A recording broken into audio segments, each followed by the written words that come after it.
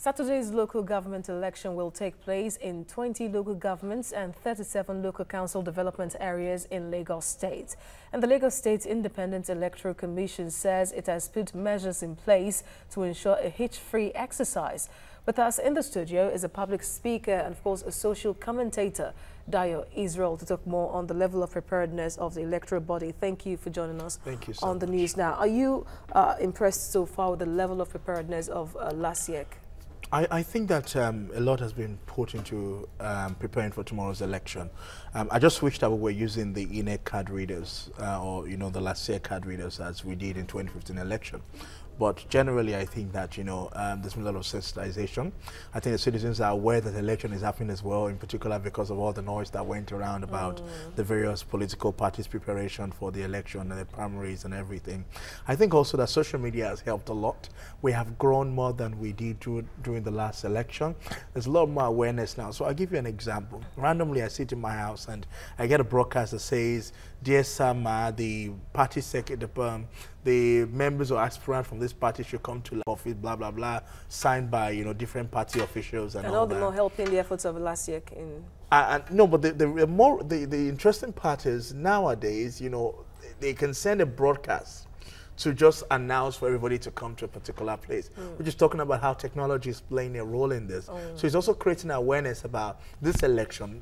We're used to local council election, nobody knows that it's ever happening. But that has changed. People are more interested in what happens in their community because they know that they can't get close to the president, they can't get close to the governor, but at least somebody from their local government. And that brings me to the next question. How important is the local government election, and because it brings governance to the grassroots? Yes, I think the most important structure and system of arm of government is the local government, because that is the direct level of governance. They are responsible for your primary health care, they're responsible for your primary education, they're responsible for vocational development even in your local community. As a matter of fact, almost all the local government have a vocational training center. So if we can have effective local governance, we would be able to have effective country as a whole. Let me give you one example. So recently, the governor of, I think it was Zamfara, was talking about meningitis outbreak as, punishment from God. And I said, no, I beg to differ, because it's a failure of local governance.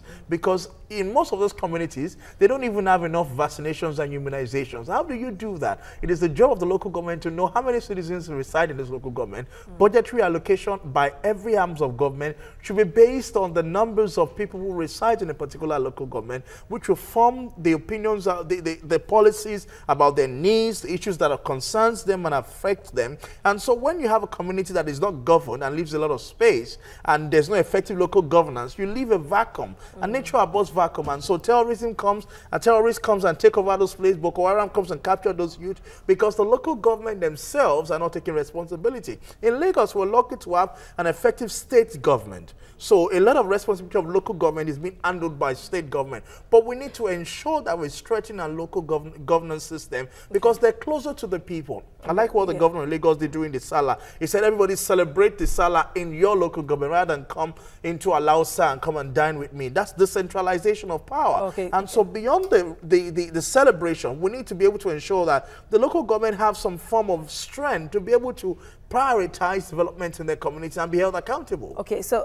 do you feel that people are interested and there would be a large turnout tomorrow? Because so far, some are saying that it seems people are just moving on as usual. People are disappointed with a lot of things that are happening in the political space. But I believe that people are also passionate to want to get involved. There's this myth that, don't worry, nothing in particular in local government election, they're going to write it. The ruling party of every state that runs a local election always wins it. For example, in Benue, I think it was, the Iraq officer just came and announced that the ruling party had won all the seats without giving the figures or the numbers. It wasn't even going to take question. Same in Ogun State. But the difference between Lagos and many of those states is that people are more exposed here, they're more enlightened here, the agitation is stronger here. Look at what happened with the primaries of a particular party in Lagos, for example. That did not happen in many other states because of the exposure and the agitation and the interest of Lagosians. So you're confident that there's going to be a large turnout tomorrow? I believe that there would be some level of turnout. either for, you know, the purpose of the election or to express their opinions about leadership in their community. I believe that also there's a bit of competition now going on. So everybody wants to win the election. So they're all going out to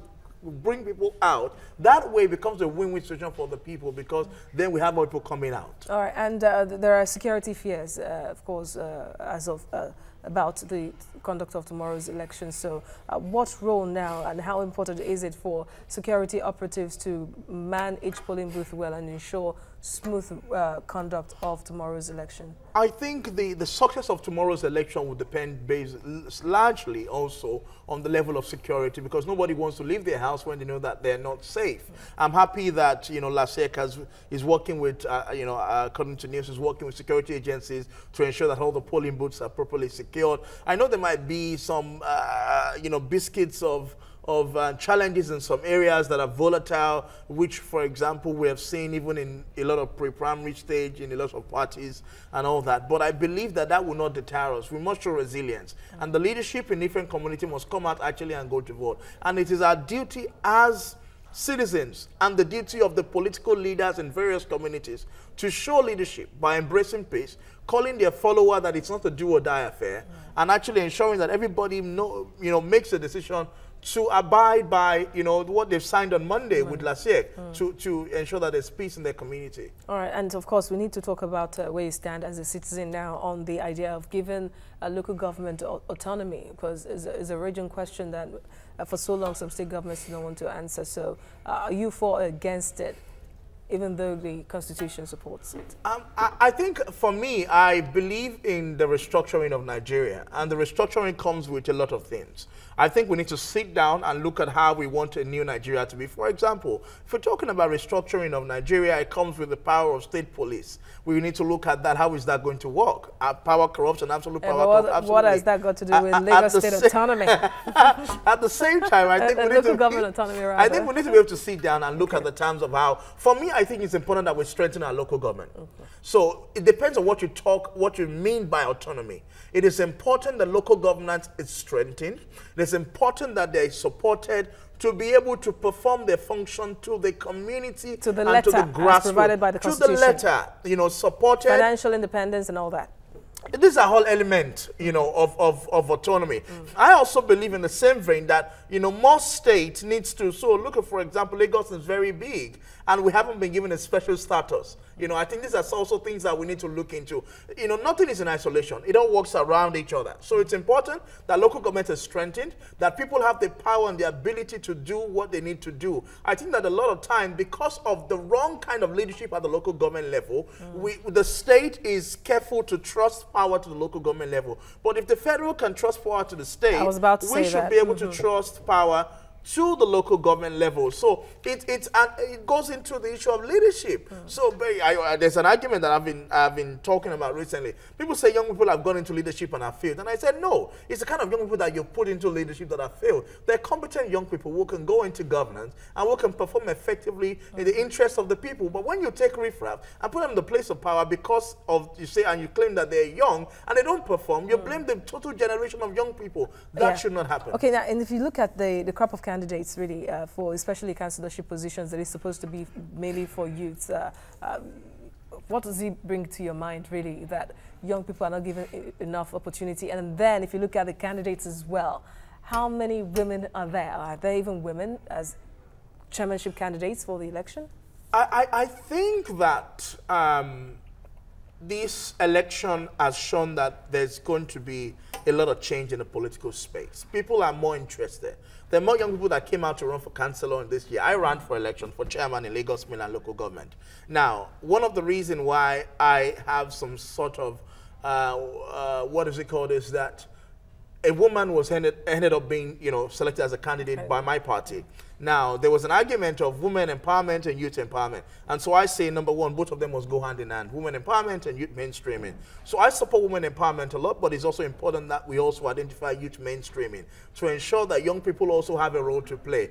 In positions like local government councillors or chairman, we should encourage to have more young people to take those roles. Because what does it do? It prepares them for leadership. So now, the age for youth, according to the UN, is 35 years old. If by the age of 35, you can't even run for some positions in government because they claim that you are not old or matured enough. The reality is the failure of the leaders, because it means you have not prepared the young people to take leadership. It means that you've not opened the space for them at a younger age. At the age of 11, 12, I was privileged to be in the Children's Parliament in Lagos. I was a one-day commissioner for information in Lagos State. I was the deputy secretary of the Nigerian Children's Parliament, traveled globally speaking for young people. Now that exposed me. I think we can do a lot more to prepare our young people from a young age, not when they get to 25, 26. If they begin to prepare them at 11, 12, get involved in, being class captains, get involved in leadership in their schools, in their communities, by 2021, there's no reason why we can't have House of Assembly members who have already been exposed, who have been prepared very early. So we need to give women chances,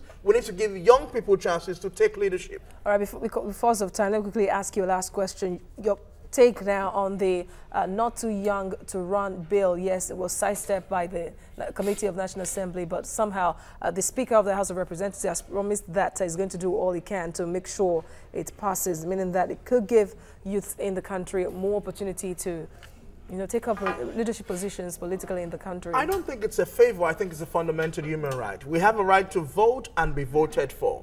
There are young people, yes, there are young people who are touts and who are riffraff, but there's still a large group of young people who also have good education, who have experiences, who have exposure. Look at the young man, Suji Motors. He runs a fantastic company in the private sector and real estate sector. You tell me the young man cannot run for House of Reps or Senate or become a governor in his state? No, we need to create opportunities for that. So the bill needs to go through and be added to the amendment. It is very important for our democracy. All right, thank you very much, Dayo Israel. You are a social commentator. Thank you for your analysis.